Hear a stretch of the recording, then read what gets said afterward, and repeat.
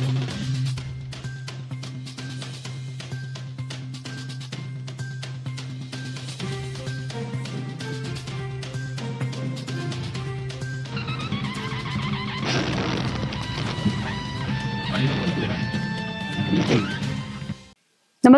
आपण पाहता Hirkani news. Hirkani news प्रत्येक क्षण ताज्या घडामोडी आणि महत्त्वाच्या प्रत्येक बातमीसाठी नेहमी तत्पर. मिरज दिल्ली किसान रेल सेवेला रेल्वे प्रशासनाची मान्यता.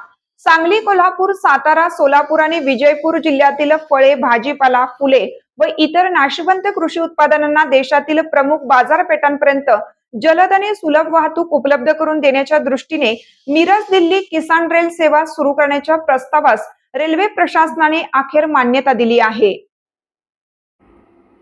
ही बाब दक्षिण महाराष्ट्रातील शेतकरी व कृषी क्षेत्रासाठी अत्यंत दिलासादायक आणि आशादायी ठरणार आहे.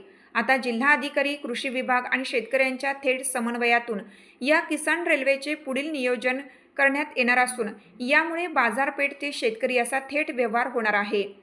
अशोक काकडे हे सांगलीचे जिल्हाधिकारी म्हणून कार्यरत असताना त्यांनी शेतीमालाला राष्ट्रीय बाजारपेठ उपलब्ध करून देणे, वाहतूक खर्च कमी करणे आणि शेतकऱ्यांचे उत्पन्न वाढवणे या उद्देशाने किसान रेल सेवा पुन्हा सुरू करण्यासाठी सातत्याने पाठपुरावा केला होता. या प्रक्रियेत कृषी विभाग, रेल्वे प्रशासन, शेतकरी उत्पादक कंपन्या, व्यापारी संघटना तसेच लोकप्रतिनिधी यांच्याशी अनेक बैठका घेऊन समन्वय साधण्यात आला होता. विशेषतः ही सेवा मिरज येथून सुरू व्हावी अशी भूमिका जिल्हा प्रशासनाने ठामपणे मांडली होती. यामागील उद्देश केवळ रेल्वे सेवा सुरू करणे एवढाच नसून मिरज सांगली परिसरात नवीन कृषी, लॉजिस्टिक आणि आर्थिक सेवा विकास निर्माण करणं हा होता.